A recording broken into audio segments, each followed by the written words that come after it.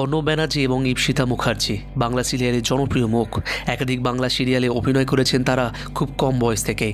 অর্ণব আর ঈপ্সিতা একসঙ্গে আলো ছায়া সিরিয়ালে অভিনয় করেন, তবে সেই সিরিয়ালে তারা দেওর এবং বৌদির ভূমিকায় অভিনয় করেছিলেন, কিন্তু তাদের মধ্যে প্রেমের সম্পর্ক গড়ে উঠেছিল শুটিং সেট থেকেই।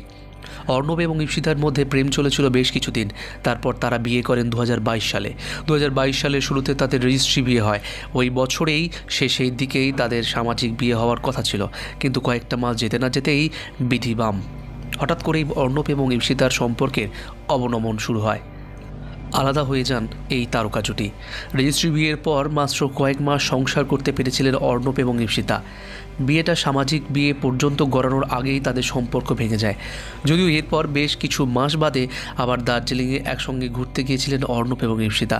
তাদের একত্রে ছবি দেখে হাঁপ ছেড়ে শ্বাস নিয়েছিলেন ভক্তরাও। ভেবেছিলেন এবার হয়তো সব মিটমাট হয়ে যাবে, কিন্তু তা শেষ অবধি হয়নি। অর্ণব এবং ঈপ্সিতা আবারও আলাদা হয়ে যান। সেই থেকেই তারা আলাদাই রয়েছেন।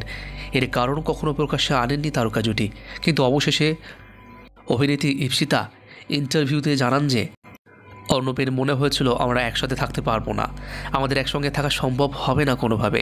আমি কেবল ওর মনে হওয়াটাই সম্মান করেছি। বিচ্ছেদের প্রকৃত কারণ নিয়ে মুখ না খুললেও টলিউড ইন্ডাস্ট্রিতে গুঞ্জন অর্ণব এবং ঈপ্সিতার মধ্যে বিচ্ছেদের কারণ নাকি এক তৃতীয় ব্যক্তি। অর্ণবের সঙ্গে নাকি তার সম্পর্ক গড়ে উঠেছিল।